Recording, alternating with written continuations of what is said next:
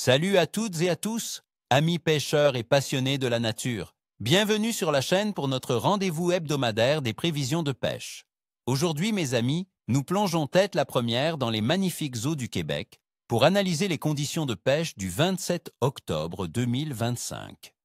Préparez vos carnets, car cette journée s'annonce sous le signe de l'opportunité pour ceux qui savent lire l'eau et le ciel. Attendez-vous à des surprises, car la transition automnale peut être capricieuse, mais elle offre souvent des moments inoubliables. Ce 27 octobre, avec une phase lunaire bien spécifique et des températures qui se rafraîchissent, nous allons explorer pourquoi c'est une journée qui pourrait vous réserver de très belles prises si vous adaptez vos stratégies. Restez connectés, car je vous promets des astuces qui feront toute la différence. Passons maintenant aux espèces qui seront les plus susceptibles de mordre en cette fin d'octobre. Pour le doré jaune, notre précieux cendre québécois, il faudra chercher des zones plus profondes. Avec le refroidissement des eaux de surface, le doré se déplace vers les fosses, les cassures de pente et les structures rocheuses à des profondeurs allant de 5 à 20 mètres. Mon conseil, privilégiez le jigging ou la pêche à la traîne très lente avec des leurres souples imitant des poissons à pas, comme des petits ciscots ou des ménés. Les coloris naturelles ou légèrement chartreuses fonctionnent souvent très bien à cette période. N'oubliez pas une petite pause entre chaque récupération pour laisser le temps aux poissons de décider. Le grand brochet, ce géant des eaux, entre souvent dans une période de frénésie alimentaire en automne. Cherchez-le près des herbiers en décomposition et des structures immergées, comme les troncs d'arbres ou les piles de ponts, mais aussi à la lisière des eaux plus profondes. Il est à l'affût d'une dernière bonne collation avant l'hiver. J'opte pour des gros leurres de type jerkbait ou des swimbaits de 15 à 20 cm, avec une récupération lente et saccadée. Les couleurs vives, comme le Fire Tiger ou les imitations de perche chaude, sont souvent très efficaces.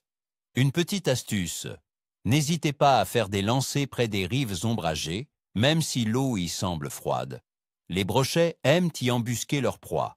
Enfin, la perche chaude, notre petite combattante, sera présente en banc serré dans les zones un peu plus profondes, à l'entrée des baies ou le long des plateaux sous-marins, à des profondeurs de 3 à 10 mètres. La pêche à la perche chaude est toujours amusante et accessible. Utilisez une petite canne ultra légère avec des petits jigs ou des vers de terre montés sur des hameçons simples. Les couleurs flash comme l'orange ou le jaune attirent bien leur curiosité.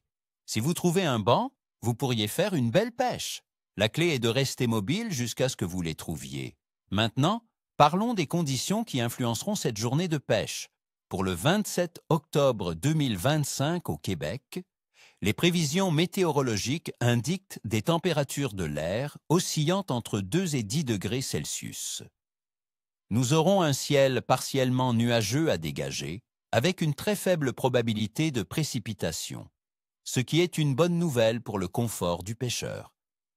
Le vent sera modéré, probablement autour de 15 km par heure, et pourrait venir du nord ou du nord-ouest, apportant une sensation de fraîcheur. La pression atmosphérique devrait être relativement stable, ce qui est généralement un facteur positif pour l'activité des poissons. Des changements brusques de pression peuvent rendre les poissons léthargiques, mais une pression stable les maintient souvent actifs. La température de l'eau dans nos lacs et rivières québécoises continuera sa tendance au refroidissement, se situant probablement entre 8 et 12 degrés Celsius dans la plupart des grands plans d'eau. Cette chute de température incite les poissons fourragers à se regrouper et les prédateurs à se montrer plus actifs pour faire des réserves avant l'hiver. C'est une période clé pour la pêche au carnassier. En ce qui concerne la Lune, le 27 octobre 2025 sera en phase de premier quartier. Selon les croyances populaires chez les pêcheurs, le premier quartier de Lune est souvent associé à une activité de pêche moyenne à bonne. L'influence gravitationnelle de la Lune peut affecter les marées et, par extension, le mouvement de l'eau et l'activité alimentaire des poissons, même en eau douce. Beaucoup de pêcheurs rapportent de bons résultats lors de cette phase, surtout autour des levées et couchers de lune. En résumé, l'activité générale des poissons au Québec ce 27 octobre sera bonne. Le refroidissement des eaux, combiné à une pression atmosphérique stable et la phase de premier quartier, favorise l'activité des carnassiers. Le doré jaune, le brochet et la perche chaude seront les cibles principales, cherchant activement de la nourriture avant l'arrivée du froid plus intense. Voilà, mes amis, mon analyse pour ce 27 octobre. J'espère que ces conseils vous aideront à passer une journée mémorable au bord de l'eau. N'oubliez pas de vous équiper chaudement et de privilégier la sécurité. Je vous souhaite une excellente pêche, ni queue ni écaille. Si vous avez aimé ce pronostic, n'oubliez pas de laisser un pouce bleu, de vous abonner à la chaîne si ce n'est pas déjà fait, et surtout, partagez vos observations en commentaire. À quoi pêchez-vous en cette saison? Quels sont vos coins favoris? J'ai hâte de vous lire